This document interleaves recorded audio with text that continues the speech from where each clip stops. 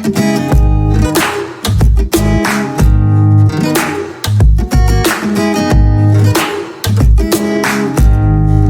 guys, welcome to my YouTube channel. This is Teach Mark Q. For this video, what I'm going to show you is the answers in your activity sheet number 1, which is about tracking of a typhoon. So let us now proceed. Question number 1. Where do typhoons form? The correct answer is oceans. Question number 2. What will you do if a typhoon will hit your place? The correct answer is leave the area and proceed to the evacuation center. Question number 3.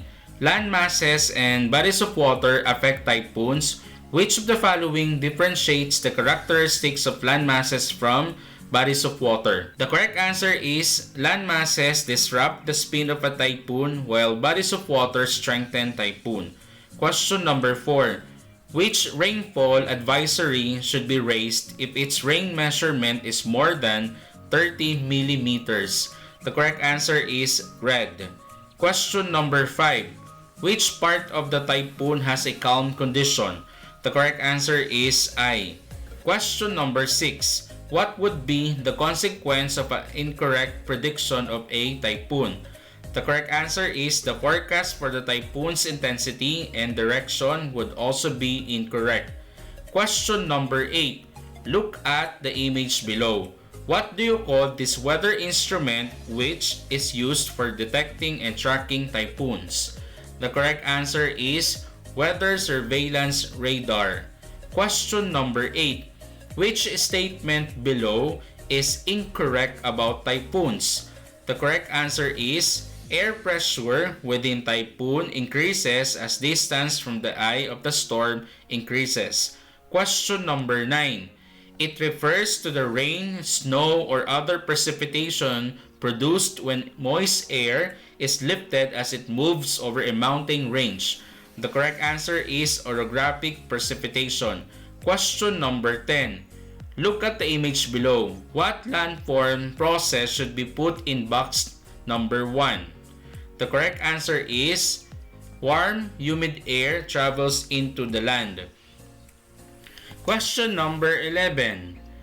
Which of the following statements is true about the tracking of a typhoon?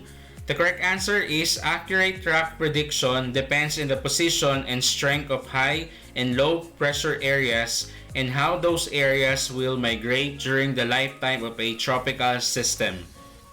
Question number 12. Using the image below, where can you find the eye of the typhoon? The correct answer is letter E. Question number 13.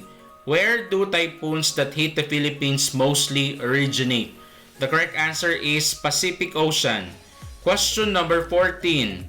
What causes tropical cyclone to spin? The correct answer is rotation of the earth. Question number 15. Study the path of tropical storm Sendong below. In what direction did Sendong move? The correct answer is northwest. Question number 16. Which phenomenon happens after typhoon? The correct answer is landslide. Question number 17. Study the image below. Where can you find the eye wall of the typhoon? The correct answer is letter A. Question number 18. Which item should not be included in an emergency kit? The correct answer is beauty product. Question number 19. What response should be given to the public if the color-coded rainfall advisory is orange? The correct answer is alert for possible evacuation. Question number 20. Which of the following is not true about the formation of typhoons in the bodies of water? The correct answer is typhoons gain energy from the land masses like mountains and hills.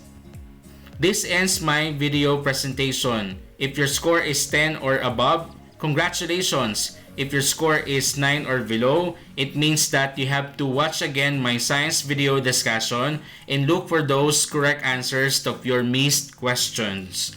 Thank you for listening.